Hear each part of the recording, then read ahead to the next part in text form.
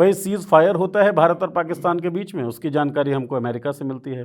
America के राष्ट्रपति बताते हैं, तब पता पड़ता है अच्छा सीज़ फायर हो गया। अब एक ट्रेड डील हुई है, दो देशों की ट्रेड डील है, अपने अपने देश को अपने अपने देश के नुमाइंदे बताएं, लेकिन भारत को भी अमेरिका के जरिए ही पता पड़ रहा है कि अच्छा ट्रेड डील हो गई है। क्यों ऐसा हो रहा है? क्योंकि आपके पास कुछ बताने के लिए नहीं है, क्योंकि उसमें आपके पास उपलब्धि नहीं है। क्योंकि 10 मई 2025 को जब ऑपरेशन सिंदूर चल रहा था और हमारे जो सैनिक हैं वो पाकिस्तान से लड़ रहे थे, उस वक्त शाम को 5 बजे डोनाल्ड ट्रंप एक ट्वीट करके कहते हैं कि मैंने व्यापार का हवाला देकर युद्ध विराम करवा दिया दोनों देशों के बीच में। तब से लेके आज तक प्रधानमंत्री मोदी ने एक बार भी आधिकारिक रूप से ये नहीं कहा कि नहीं, ये युद्ध विराम अमेरिका ने नहीं करवाया था और इसमें व्यापार समझौता शामिल नहीं था। आज तक भी एक भी बार ऐसा नहीं हुआ कि उन्होंने ऐसा कहा हो, जबकि मुझे लगता है कि लगभग 70 बार से ज़्यादा अमेरिका के राष्ट्रपति ये बात बोल चुके हैं कि मैंने युद्ध विराम कराया, और बल्कि वो तो उससे एक स्टेप आगे चले गए कि मुझे इसके लिए शांति पुरस्कार मिलना चाहिए जी। परसों की ये बात है, परसों रात की, कि यूएस एम्बेसडर जो इंडिया में हैं उन्होंने ये कहा कि डील हो गई है और उससे कुछ देर बाद हम इसकी घोषणा करेंगे। उसके बाद राष्ट्रपति ट्रंप का ट्वीट आता है और वो कहते हैं कि मेरे दोस्त प्रधानमंत्री मोदी के साथ हमारी ये डील हो गई है, वो हमसे कोई टैक्स नहीं लेंगे, हम उनसे 18% का टैक्स लेंगे।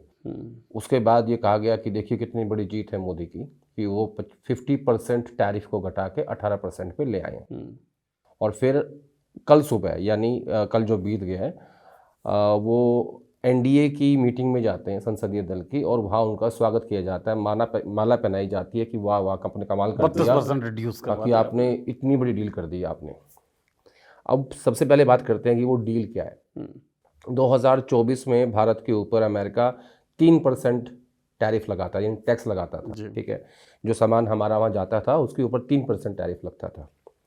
2025 में वो बढ़ के 25% कर दिया गया, यानी 22% का इजाफा हुआ और 25% आपके ऊपर टैक्स हो गया। फिर अमेरिका ने कहा कि आप रूस से जो तेल परचेज करते हैं उससे जो पैसा रूस के पास जाता है, उस पैसे से रूस जो है वो यूक्रेन में जो युद्ध चल रहा है उससे उसको फ़ायदा मिलता है, तो आप इसको तेल को बंद कीजिए।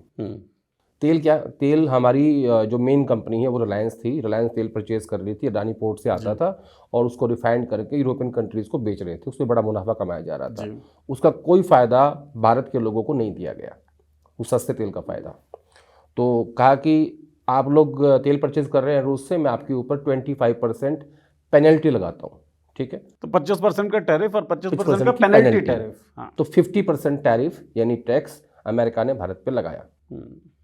कुछ महीने पहले, लगभग 2 महीने पहले की ये बात है, और उसके बाद धीरे धीरे वो तेल परचेज करना भारत ने कम कर दिया, क्योंकि अमेरिका ने आपको डिक्टेट किया, आपको धमकाया, ठीक है।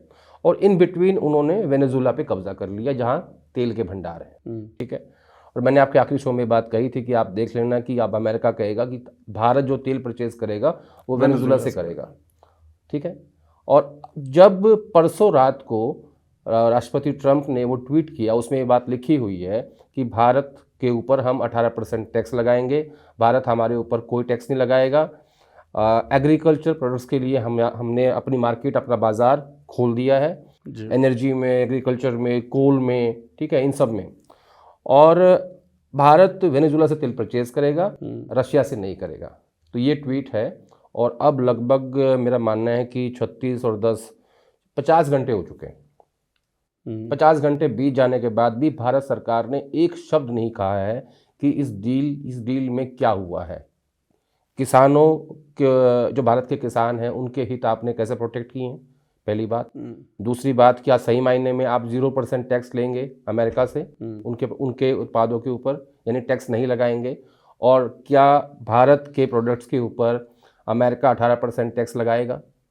ठीक है। और 3% से 18% हो जाना तो सीधा लगभग 6 गुने का इजाफा है। भारत सरकार की चुप्पी ये बताती है कि अमेरिका जो कह रहा है वो सही कह रहा है। आपने हर चीज़ उनकी मान ली और अब 50 घंटे बीत जाने के बाद हर इंफॉर्मेशन सिर्फ अमेरिका के जरिए आ रही है। तो आप छुपा रहे हैं। आप छुपा इसलिए रहे हैं क्योंकि आप जानते हैं कि आपके पास बताने के लिए कुछ है बताएं नहीं। तो बताएं क्या बताएं।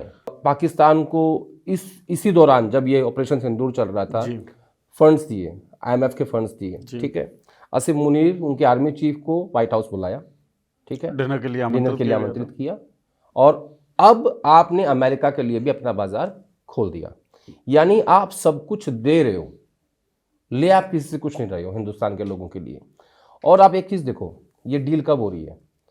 जब धीरे धीरे एप्स्टीन फाइल्स में खुलासे हो रहे हैं। हाँ, तो यहाँ इस पे मैं आने वाला भी था। इस डील से ठीक पहले एप्स्टीन फाइल्स में खुलासे हुए और उसमें यह कहा गया कि प्रधानमंत्री मोदी को जेफरी एप्स्टीन ने, एक अंतर्राष्ट्रीय दलाल ने सलाह दी थी कि आप इजराइल जाइए, और इजराइल गए और वहां पे वो नाचे भी और गाए भी, डांस्ड एंड sang। ठीक है। यानी आपको एक देश के प्रधानमंत्री को या एक भारत की सरकार को एक दलाल की आवश्यकता है किसी भी राष्ट्र के मुखिया से बात करने के लिए? आप इतने कमजोर हैं, ये तो मुझे समझ नहीं आया बिल्कुल भी। अब उसमें किसके नाम आए? और आपके कैबिनेट मंत्री के, आपके देश के बड़े उद्योगपति अनिल अंबानी के, जो राफेल स्कैम के सबसे बड़े बेनिफिशियरी हैं, 30,000 करोड़ रुपए के, जिनके ऊपर इस भारत सरकार का या भारत के लोगों का 45,000 करोड़ रुपए का कर्ज है जी। तो सोचो, दलालों की आवश्यकता पड़ रही है, डील हो रही है, आप कुछ बोल नहीं रहे हो। दो देशों के बीच डील हुई है, ज्वाइंट स्टेटमेंट क्यों नहीं आई अभी तक कि आपने क्या दिया? ज्वाइंट स्टेटमेंट आनी चाहिए ना। जब आपने यूरोपियन कंट्रीज से डील की अभी हाल ही में, और आपने कहा कि high and car, German car सस्ती हो जाएंगी, तो आपने पूरे बताया ना देश को कि ये गाड़ियां इस प्राइस में आएंगी, ये गाड़ियां इस प्राइस में आएंगी, ठीक है। वो अलग बात है कि जो देश की हमारी अपनी कार कंपनीज हैं, टाटा है, महिंद्रा है, उनको नुकसान होगा। और $50 बिलियन जी की आपने गारंटी दी है कि इतना बिजनेस देंगे हम आपको, इसको रुपए में कन्वर्ट कर लो। और इस बार का 26-27 का जो बजट है ना, उसका आंकड़ा निकालो टोटल बजट का, ज्यादा डिफरेंस नहीं है। और आप गारंटी देके कह रहे हो कि हमने आपके लिए बाजार खोल दिया है। अब उसमें एक प्रॉब्लम आएगी जो ये समझ नहीं रहे हैं।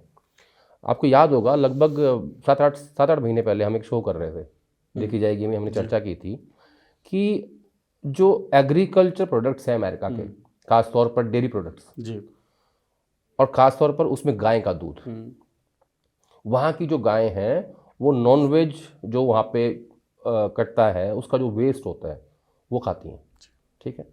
हमारे यहाँ गायें क्या है? सनातन, माता जी, आस्था, पूजनीय है। अब अगर वो दूध यहाँ बिकेगा हिंदुस्तान में, तो वो किस कैटेगरी में आएगा? वेज में या नॉन वेज में? इसलिए बता नहीं पा रहे हैं। दूसरा, आपने किसानों के हित कैसे प्रोटेक्ट किए? जो उनके प्रोडक्ट्स हैं अमेरिका के, वो सब अब हिंदुस्तान में आएंगे। हिंदुस्तान का किसान पहले ही मर रहा है, सबको पता है इस बात के बारे में। मिल नहीं रही, MSP तो कहीं भी नहीं मिल रही, ना मिल सकती। आपने कहा था देंगे, अब आज तक नहीं दी।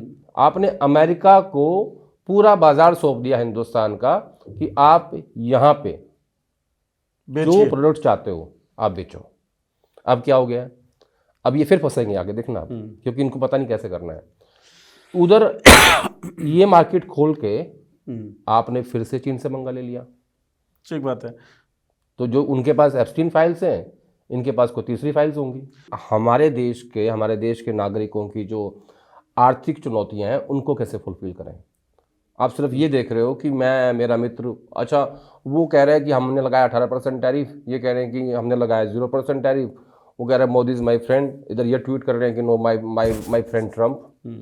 ये कैसी दोस्ती है? वो आपको लूटे जा रहे हैं, और आप माई फ्रेंड ट्रम्प। ये ना ऑब्सेशन है बेसिकली।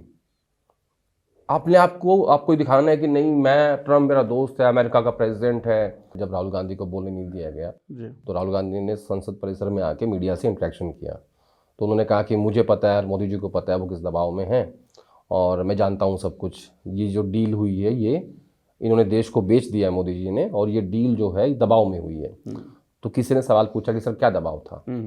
वही सवाल मेरा है। हाँ, तो वो जो दबाव उन्होंने कहा कि एक दबाव तो एप्स्टीन फाइल्स का है, और एप्स्टीन फाइल्स में अभी और भी खुलासे होने बाकी हैं। और उन्होंने एक वर्ड यूज किया कि उसमें काफी माल है अभी, एप्स्टीन फाइल्स में अभी और भी माल है, यानी जो आपको बार बार ऐसे ही ब्लैकमेल या अमेरिकन करते रहेंगे। और दूसरा उन्होंने कहा कि क्योंकि गौतम अडानी का जो डिपार्टमेंट ऑफ जस्टिस में केस चल रहा है, उसकी वो अमेरिका ही जानता है कि गौतम अडानी के पास जो पैसा है वो प्रधानमंत्री मोदी और बीजेपी का पैसा है, तो वो फाइनेंशियल स्ट्रक्चर को कंट्रोल करना चाहते हैं अमेरिकन। तो ये इन दो दबाव में डील हुई है ताकि वो अडानी पे हल्का हाथ रखें और एप्स्टीन फाइल्स ज़्यादा ना खुलें। इसलिए ये बात कल राहुल गांधी ने कही कि इन दो दबाव के कारण ये डील हुई है अमेरिकन टीम। मतलब दोनों का बराबर बराबर है। देखो इसमें चीज़ें जुड़ी हुई हैं। अमेरिका में वो दवाइयाँ बहुत महंगी हैं, जो बीपी की दवाई है, शुगर की दवाई है, यहाँ पे मिलती है। वो जो अच्छी जो जेनरिक दवाइयाँ हैं वो वहाँ चली जाएंगी ज़्यादा। हाँ। अब यहाँ पे बचेंगी जो कौन सी दवाइयाँ, जैसे सपोज करो कि रेनबैक्सी की दवाइयाँ हैं जी, जो जेनरिक एक 10 टैबलेट का पत्ता 40 रुपए का आता है, वो रेनबैक्सी का 180 रुपए का आएगा। तो वो ये इस तरीके की बहुत माइन्यूट चीज़ें हैं, इसीलिए इस डील की जो डिटेल है वो सरकार नहीं दे रही है।